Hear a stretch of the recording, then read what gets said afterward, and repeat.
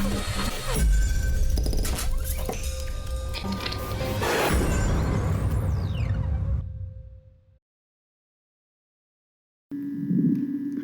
байцгаана уу? Та бүхэндээ өнөөдөр худалдаа хадгалтын технологи дистралыг баримтлан ажиллах чадамжийн нэгжийн хүрээнд барааны чанарыг шалгаж хүлээн авах хичээлийг үзнэ.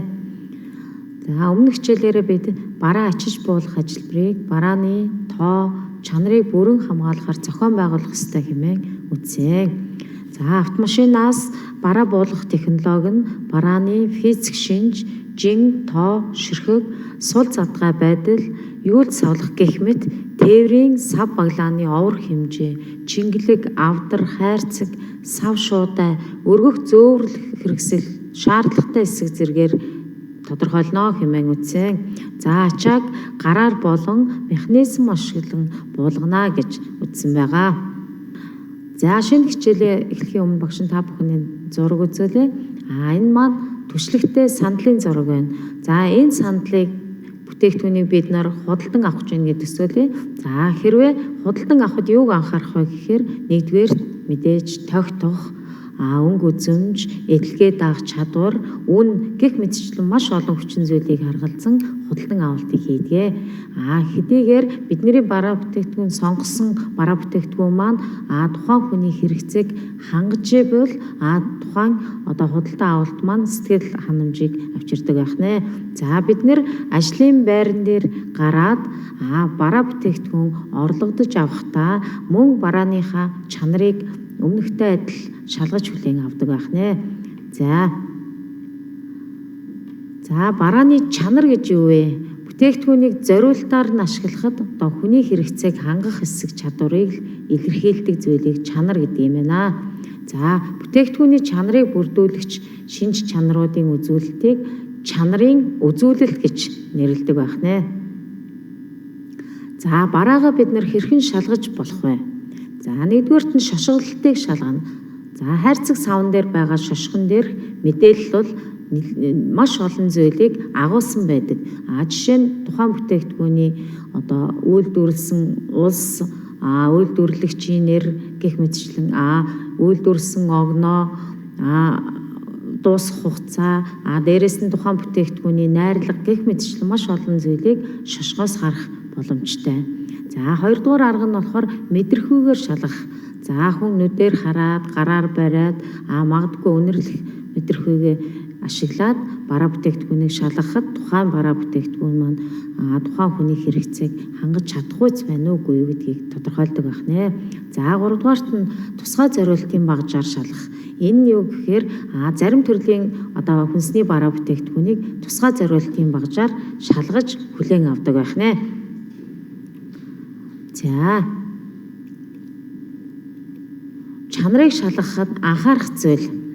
За сав боодолгүй буюу гэмтэлтэй сав боодолтой. За шил савтай бүтээгдэхүүн илт тунд сүүссэн эсвэл цайрсан.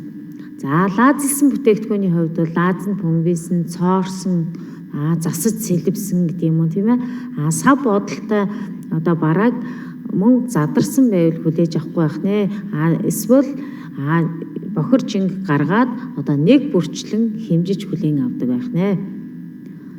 За барааны шошгын мэдээлэлд бол дараах зүйлийг агуулсан байдаг. За бүтээгдэхүүний нэр гэж болно. Бүтээгдэхүүний стандартын дугаар, бүтээгдэхүүний найрлагыг бүрдүүлэгч зүйлийн жагсаалт, цэвэр бохиржин, үйлдвэрлэгчийн нэр, хаяг, хүнсний бүтээгдэхүүнийг үйлдвэрлэсэн болон хадгалах хугацаа, хүнсний бүтээгдэхүүнийг хадгалах нөхцөл, бүтээгдэхүүний тэжээллэх чанар, үндэсний тохирлын тэмдэг авсан бол түүний тэмдэглэгээ зэргийг агуулдаг байх нэ. За бүтээгдэхүүнийг үйлдвэрлэсэн ба хадгалах хугацаа нь бол хоёр янзаар бичигддэг. За жишээ нь хоёр огноотой бичигдсэн байвал эхнийх нь үйлдвэрлэсэн хугацааг заадаг. Дараагийнх нь хадгалалт дуусах хугацааг гэж ойлгож болох нэ. За хэрвээ нэг огноо бичигдсэн байвал энэ нь үйлдвэрлэсэн хугацаа бөгөөд энэ тохиолдолд давхар хадгалах хугацааг бичиж өгсөн байдаг байх нэ. За барааг хүлээн авахд өөр нэг шалгаж болох зүйл бол барааны баркодоор бол барааг шалгаж хүлээн авна. Жишээ нь барааны баркод гэдэг маань олон улсад хүлээн зөвшөөрөгдсөн 13 оронтой зураасан код байдаг байх нэ. За эхний 3 орн нь болохоор тухайн бараа бүтээгдэхүүний үйлдвэрлэгч улсыг тодорхойлдог байна. Дараагийн 4 орн нь бол тухайн бүтээгдэхүүнийг үйлдвэрлэгчийг заадаг. Ямар үйлдвэрт үйлдвэрлэсэн бэ гэдгийг нь тодорхойлж өгдөг байх нь. Дараагийн 5 орн нь болохоор тухайн бүтээгдэхүүний код юм байна. За энэ бүтээгдэхүүн маань өөрөө үйлдвэрээс гарахдаа кодтой гардаг байх нь. Хамгийн сүүлийн нэг орн бол хяналтын орн гэж үздэг байх нэ. За баркодоор барааны жинхэнэ хуурамч хэсгийг тодорхойлдог томьёо байдаг байх нь. Энэ томьёонд орлуулад үзэхэд гарсан хариу маань хяналтын оронтой таарчих юм бол энэ маань жинхэнэ бараа гэж үздэг байх нэ. За бараа хүлээн авахд анхаарах зүйл. За барааг тоо болон чанараар хүлээн авахдаа бэлтгэн нийлүүлэх болон импортын барааг хүлээн авах журам, аж ахуйн гэрээний ерөнхий нөхцөл зэрэг эрх зүйн актуудыг мөрдлөг болгоно. За дараагийн дугаарт барааг хүлээн авах журам, заавар, бараа нийлүүлэх онцгой нөхцөл, нийлүүлэлтийн гэрээнд тусгагдсан заалтуудыг бараа хүлээн авахд чанд мөрднө. За бараа хүлээн авч байх явцад тоо болон чанарын зөрүү гарсан үед хэрвээ бараа маань тоон юм уу чанарын хувьд гологдолтой байх юм бол хүлээн авалтыг бол төр зогсоодог. Журам заасны дагуу комисс байгуулж шалтгааныг нь тогтоож акт үйлдэж хүлээж авдаг байх нэ. За нэгэнт хүлээж авж байгаа бараа бүтээгдэхүүний цэвэр жинг хайрцаг савтай бараа бүтээгдэхүүн дээр ихэвчлэн сайн байцгаана уу? Та бүхэндээ өнөөдөр худалдаа хадгалтын технологи дистралыг баримтлан ажиллах чадамжийн нэгжийн хүрээнд барааны чанарыг шалгаж хүлээн авах хичээлийг үзнэ. За өмнөх хичээлээрээ бид бараа ачиж буулгах ажилбарыг барааны тоо, чанарыг бүрэн хамгаалахаар зохион байгуулах ёстой хэмээн үзсэн. За автомашинаас бараа буулгах технологи нь барааны физик шинж, жин, тоо, ширхэг, сул задгай байдал, юул савлах гэх мэт тээврийн сав баглааны овор хэмжээ, чингэлэг, авдар, хайрцаг, сав шуудай, өргөх зөөврөл хэрэгсэл шаардлагатай хэсэг зэргээр тодорхойлно хэмээн үзсэн. За ачааг гараар болон механизм ашиглан буулгана гэж үзсэн байгаа. За шинэ хичээлээ эхлэхийн өмнө багш та бүхний зураг үзүүлээ. Энэ маань түшлэгтэй сандлын зураг байна. За энэ сандлыг бүтээгдэхүүнийг бид нар худалдан авах гэж байна гэдэг зүйлээ. За хэрвээ худалдан авахд юуг анхаарах вэ гэхээр нэгдүгээр мэдээж тогтох, өнгө үзэмж, эдлэгээ даах чадвар, үн гэх мэтчлэн маш олон хүчин зүйлийг харгалзан худалдан авалтыг хийдэг. Хэдийгээр бидний бараа бүтээгдэхүүн сонгосон бараа бүтээгдэхүүн маань тухайн хүний хэрэгцээг хангаж ивэл тухайн худалдаа авалт маань сэтгэл ханамжийг авчирдаг байх нэ. За бид нэр ажлын байран дээр гараад бараа бүтээгдэхүүн орлогдож авахдаа мөн барааныхаа чанарыг өмнөхтэй адил шалгаж хүлээн авдаг байх нэ. За барааны чанар гэж юу вэ? Бүтээгдэхүүнийг зориултаар нь ашиглахад хүний хэрэгцээг хангах хэсэг чадварыг илэрхийлдэг зүйлийг чанар гэдэг юм байна.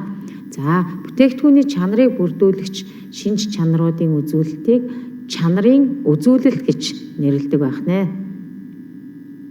За бараагаа бид нэр хэрхэн шалгаж болох вэ? За нэгдүгээрт нь шошголтыг шалгана.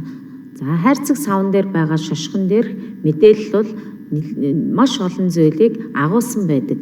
Жишээ нь тухайн бүтээгдэхүүний үйлдвэрлэсэн улс, үйлдвэрлэгчийн нэр гэх мэтчлэн үйлдвэрлэсэн огноо, дуусах хугацаа, дээрэс нь тухайн бүтээгдэхүүний найрлага гэх мэтчлэн маш олон зүйлийг шошгоос харах боломжтой. За хоёрдугаар арга нь болохоор мэдрэхүйгээр шалгах. За хүн нүдээр хараад, гараар бариад магадгүй үнэрлэх мэдрэхүйгээ ашиглаад бараа бүтээгдэхүүнийг шалгахад тухайн бараа бүтээгдэхүүн маань тухайн хүний хэрэгцээг хангаж чадахгүй байна уугүй юу гэдгийг тодорхойлдог байх нэ. За дараагийн нэг шалгах багж маань болохоор шүүп тэмдрүүл.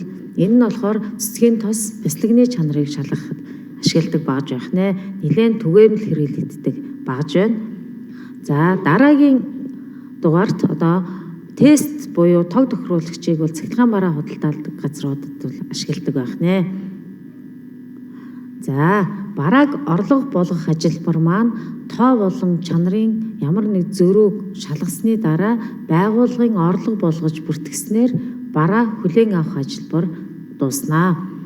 За барааг хүлээж авч одоо бүртгэлжүүлэх тал дээр өмнө бид нэр анхан шатны баримт хөтлөх чадамжийн нэгжийн хүрээнд үзсэн одоо барааг хэрхэн орлогодож авах вэ, хэрхэн баримтан дээрээ тусгах вэ талаар өмнөх хичээлүүд дээр бид нэр үзсэн байгаа. За энэ хичээл маань болохоор анхан шатны баримт хөтлөх хичээлийн бараа орлогдох одоо хэсэгтэй л уялдаж явах нэ. За өнөөдрийнхөө хичээлийг одоо дүгнээд дасгал даалгавар багш нь өгье. За дурын бараа бүтээгдэхүүнийг худалдан авалт хийгээд түүнийг байгууллагынхаа орлого болгон одоо бараа материал хүлээн авах одоо бараа материалын орлогын маягт BM2 маягтыг бол бөглөнө. За өөрийгөө хэрхэн бөглсөн бэ гэдгийг бол баримтын толгой хэсгийг бөглсөн үү, гүйлгээний хэсгийг бүрэн бөглсөн үү, баталгаачлалтын хэсгийг бүрэн бөглөж чадсан уу гэдгээр өөрийгөө үнэлэх боломжтой. За дараагийн нэг өөрийгөө үнэлэх шалгуур маань болохоор за өнөөдрийн хичээлээс бид бүхэн барааны чанарын талаар шинэ мэдлэг эзэмссэн бол тийм. Барааны чанарыг шалгах дарааллыг тогтоож чадсан бол тийм. Барааны чанарыг шалгадаг багаж хэрэгслүүдийн талаар ойлголттой болсон бол тийм. Бараа чанарыг шалгаж одоо хүлээн авах ажилбарыг хийж гүйцэтгсэн бол тийм. Гэх мэтчлэн өөрийгөө үнэлэх боломжтой. За гэрийн даалгаварт багш нь барааны чанарын стандартыг судлан тэмдэглэл хөтлөхийг одоо даалгавар өгч байна.